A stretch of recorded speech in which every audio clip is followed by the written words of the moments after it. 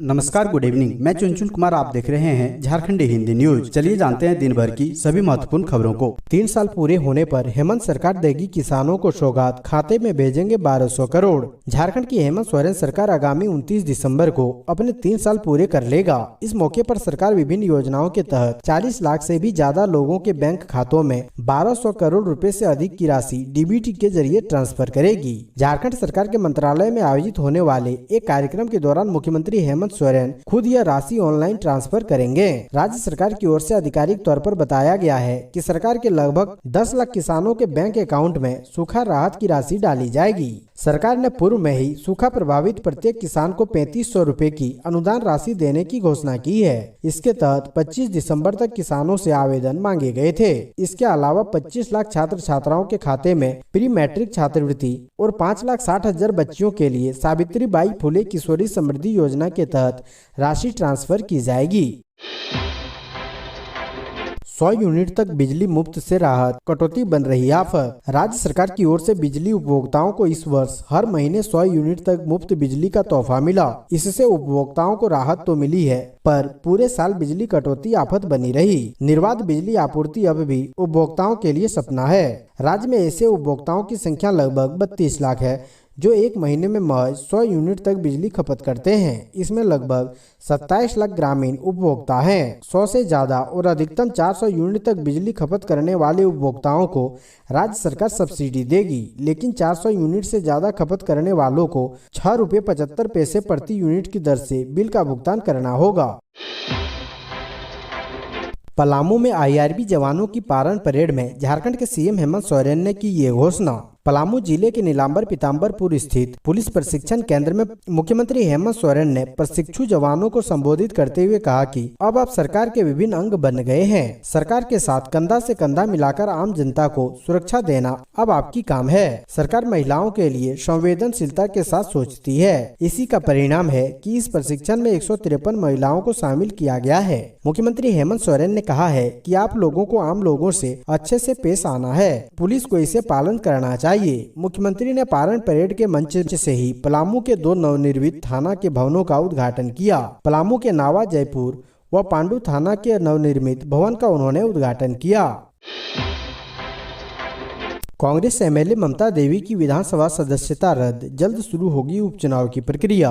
झारखंड के रामगढ़ सीट से कांग्रेस विधायक ममता देवी की विधायकी रद्द कर दी गई है। दरअसल गोलीकांड मामले में ममता देवी को हजारीबाग की कोर्ट ने दोषी पाया और उन्हें 5 साल की सजा सुनाई है। बता दें कि सुप्रीम कोर्ट के एक निर्णय के अनुसार जिस भी जनप्रतिनिधि को 2 साल से ज्यादा समय की सजा सुनाई जाती है तो उनकी विधानसभा, विधान परिषद या सांसद सदस्यता रद्द कर दी जाती है। हजारीबाग कोर्ट द्वारा सजा सुनाए जाने के बाद ममता देवी की विधानसभा सदस्य रद्द कर दी गई। इस बाबत झारखंड विधानसभा सचिवालय ने अधिसूचना जारी कर दी है। बता दें कि 13 दिसंबर को हजारीबाग की कोर्ट ने रामगढ़ से कांग्रेस विधायक ममता देवी को गोली कांड में दोषी करार देते हुए उन्हें 5 साल की सजा सुनाई थी। बता दें कि मौजूदा समय में भी ममता देवी जेल में बंद है।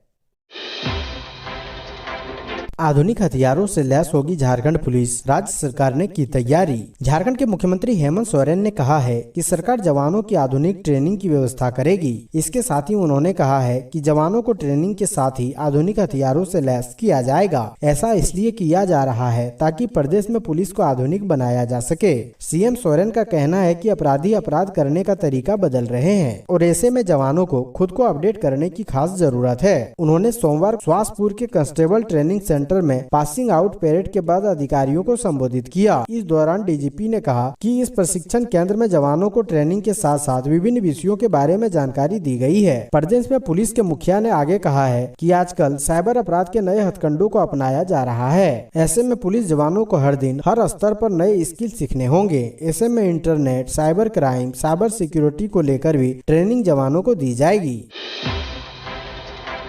हीरापुर काली मंदिर में मां का सोने का मुकुट व अन्य गहनों की चोरी। धनबाद के हीरापुर स्थित काली मंदिर का ताला तोड़कर चोरों ने 26 दिसंबर की रात मां काली के गहने को चोरी कर ली। पुजारी भजन गोशाल 27 दिसंबर की सुबह जब मंदिर का गेट खोलकर अंदर गए तो देखा कि मां काली का सोने का मुकुट, चांदी की पायल व अन्य गहने गायब हैं। पुजारी की सूचना पर धनबाद थाना पुलिस ने मंदिर पहुंचकर जांच पड़ताल की। ज्ञात हो कि शहर के मंदिर चोरों की स्पॉट टारगेट बने हुए हैं। चोरों ने हाल के दिनों में कई मंदिरों में घटना को अंजाम दिया है, लेकिन पुलिस ने अब तक किसी मामले का खुलासा नहीं किया है। 3 दिवसीय राष्ट्रीय थ्रोबॉल गेम मंत्री रामेश्वर उरांव और सुदेश महतो ने किया उद्घाटन। खेलगांव में 3 दिवसीय राष्ट्रीय थ्रोबॉल टूर्नामेंट की शुरुआत हुई। मंत्री रामेश्वर उरांव और पूर्व डिप्टी सीएम सुदेश महतो ने इसका उद्घाटन किया। इस दौरान छऊ नृत्य से कलाकारों ने समा बांध दिया। विभिन्न राज्यों से आए बच्चों ने अपनी टीम के झंडे के साथ मार्च पास्ट किया और अतिथियों को सलामी दी। इस मौके पर मंत्री रामेश्वर उरांव ने कहा कि देश भर से आए खिलाड़ी, मैनेजर, राष्ट्र पदाधिकारियों का स्वागत हम झारखंड के पवित्र धरती पर स्वागत करते हैं। जिस प्रकार डिग्री हासिल करने वालों को नियोजन और रोजगार प्राप्त होते हैं, उसी प्रकार सरकार ऐसी खेल नीति बनाए कि खिलाड़ियों को भी प्राथमिकता के तौर पर नौकरी मिल सके। वहीं पूर्व उप मुख्यमंत्री और आजसू प्रमुख सुदेश महतो ने देश भर से आए खिलाड़ियों का अभिनंदन किया। उन्होंने कहा कि खिलाड़ियों के लिए खेलगांव की तरह मूलभूत संरचना देश के किसी कोने में नहीं है, इसका इस्तेमाल होते रहना चाहिए।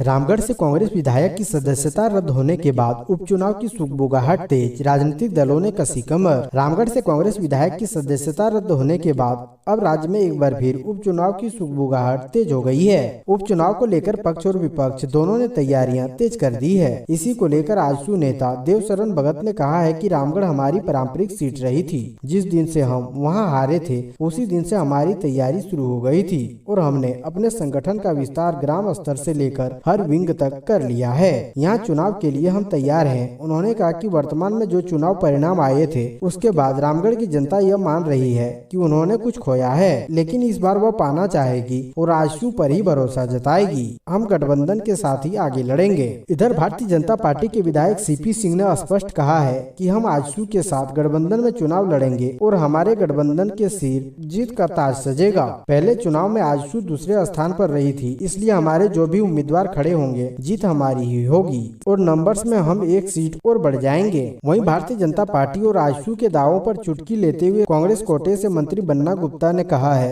कि जब पहला बाई इलेक्शन हुआ था, उस दौरान भी विपक्ष ने मुंगेरी लाल के हसीन सपने देखे थे। अभी भी गाछ में कटहल उगा नहीं था, वो होठ में सरसों तेल लगाकर खाने की मानसा जाहिर कर रहे थे। बिन ब्याही मां बनी नाबालिग, सदर अस्पताल में दिया बच्चे को जन्म। सिमडेगा सदर अस्पताल में रविवार को 14 वर्षीय नाबालिग ने एक स्वस्थ बच्चे को जन्म दिया है। घटना की जानकारी मिलने के बाद बाल संरक्षण इकाई की टीम ने बच्ची और मां को संरक्षण में लेते हुए आगे की कार्रवाई में जुट गई है। मामला पगरटांड़ थाना क्षेत्र का है। यहाँ की 14 वर्षीय नाबालिग के साथ बीते फरवरी महीने में गाँव के ही एक युवक जबरन दुष्कर्म किया था। घटना की जानकारी किसी को देने पर जान से मारने की धमकी दी गई थी। इसी के डर से बच्ची ने घटना की जानकारी किसी को नहीं दी। 2 महीने बाद जब बच्ची गर्भवती हो गई, तब परिवार वालों को इस बात की जानकारी हुई। इसके बाद गांव में बैठक की गई। बैठक में तय हुआ कि युवक जिम्मेदारी उठाएगा, मगर युवक ने किसी अन्य लड़की से शादी कर ली और सिमडेगा छोड़कर फरार हो गया। लड़की अपने माँ बाप के घर में ही रह रही थी। 9 महीने तक उसने बच्चे को अपने गर्भ में पाला और रविवार को सदर अस्पताल सिमडेगा में बच्चे को जन्म दिया। डॉक्टरों की माने तो जज्जा और बच्चा दोनों स्वस्थ है। इधर पीड़िता ने आरोपी युवक पर कड़ी कार्रवाई की मांग की है। वहीं उनके परिवार वालों ने भी न्याय की गुहार लगाई है।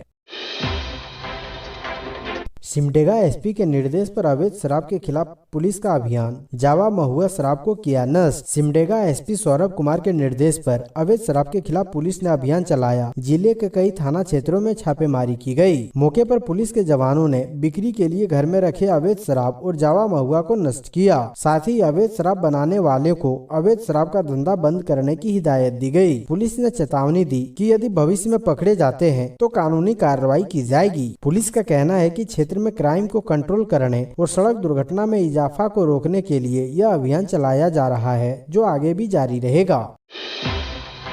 झारखंड सरकार गिराने की साजिश का मामला, रांची से दिल्ली तक इन्वेस्टिगेशन करने वाले अफसरों से पूछताछ करेगी ईडी। झारखंड में हेमंत सोरेन के नेतृत्व में चल रही महागठबंधन की सरकार को गिराने की साजिश रचने के मामले में रांची के कोतवाली थाने में दर्ज प्राथमिकी ईडी की मनी लॉन्ड्रिंग के तहत जांच की अहम कड़ी बनेगी। गत वर्ष 24 जुलाई 2021 को बेरमो के कांग्रेस विधायक कुमार जयमंगल उर्फ अनूप सिंह ही इस FIR की शिकायत करता है। उनकी शिकायत पर कोतवाली थाना क्षेत्र लाइन टैंक रोड स्थित होटल लीले 1, जहां से 3 संदिग्ध पकड़े गए थे। इस दौरान महाराष्ट्र के कुछ नेताओं के आवागमन की भी जानकारी मिली थी। अब ईडी इस प्राथमिकी की जांच के सिलसिले में रांची के होटल लिलैक्स से लेकर दिल्ली तक इन्वेस्टिगेशन करने वाले अफसरों से भी पूरी जानकारी लेगी, ताकि हॉर्स ट्रेडिंग में मनी लॉन्ड्रिंग के तहत चल रही जांच को आगे बढ़ाया जा सके।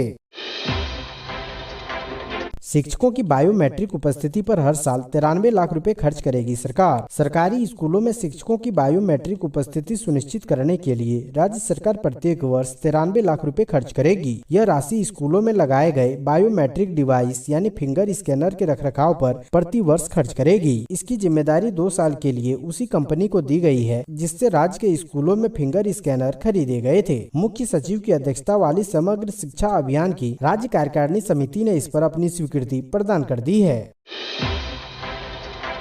कोरोना संक्रमण को लेकर केंद्र और राज्य की सरकारें अलर्ट, तैयारी पर मॉक ड्रिल। कोरोना संक्रमण को लेकर केंद्र राज्य अलर्ट मोड पर है। पूरे देश में कोविड सेंटर पर मॉक ड्रिल जारी है। ऑक्सीजन सप्लाई, वेंटिलेटर को लेकर तैयारियों की जांच की जा रही है। राज्य सरकारों की तरफ से विभाग को भी अलर्ट किया गया है। अस्पतालों में ऑक्सीजन सप्लाई सुनिश्चित करने के निर्देश दिए गए हैं। कोविड बेड को लेकर भी आदेश दिए गए हैं। बिहार झारखंड में भी कोविड सेंटर पर मॉक ड्रिल की जा रही है। बिहार झारखंड सरकार की तरफ से विभाग के अधिकारियों को आदेश जारी किया गया है। पूरे झारखंड में कोरोना को लेकर मॉक ड्रिल किया जा रहा है। राज्य के सभी अस्पतालों में मॉक ड्रिल के निर्देश दिए गए हैं। एयरपोर्ट, रेलवे स्टेशन पर थर्मल स्कैनिंग की जा रही है। राज्य के सभी एंट्री पॉइंट पर भी अलर्ट जारी कर दिया गया है।